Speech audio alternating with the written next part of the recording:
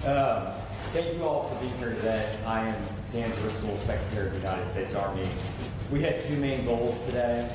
It was to come out and first off to support the victims and their families and the community that experienced the shooting tragedy yesterday.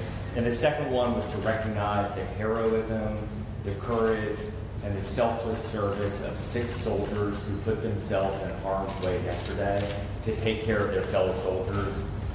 I want to start off by saying we're standing at the brigade headquarters of the unit that had the shooting yesterday.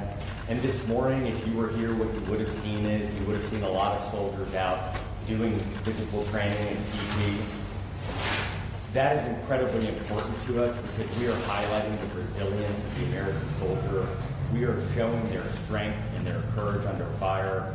They are going to spend the remainder of the day able to meet with counselors, but also getting back to their jobs, serving the American people.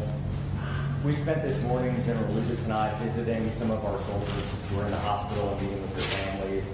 We talked to doctors, and one of the things that I can say unequivocally is that the fast action of these soldiers under stress and under trauma and under fire absolutely saved lives from being lost. On behalf of President Trump, Vice President Vance, Secretary Hegseth, they wanted me to tell these soldiers, their family, and this community that the entire federal government stands by and stands ready to care for these soldiers and their family. One of the more important things we were able to do this morning, though, is to recognize the heroism of these 6 soldiers.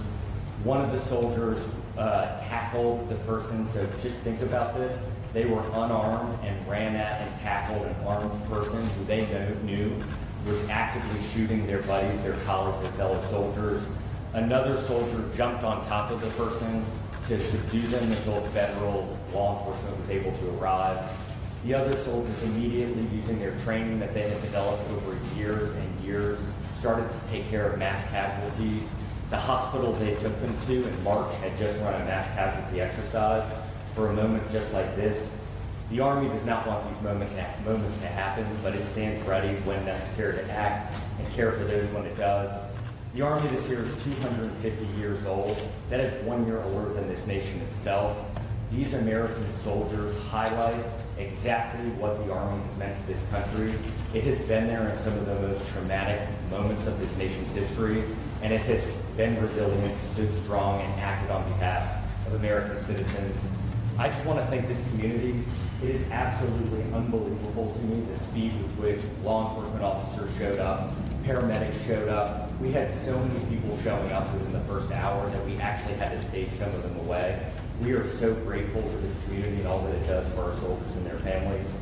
The investigation is ongoing. I imagine a lot of the questions we'll take will be related to that. We will not be able to answer some of those questions, but we are going to do a deep, hard investigation. It will be, the findings will be transparent. They will be released to the American public. We commit to you that anything we discover during the investigation that can make this base and other bases like it safer, we will act on as quickly as possible.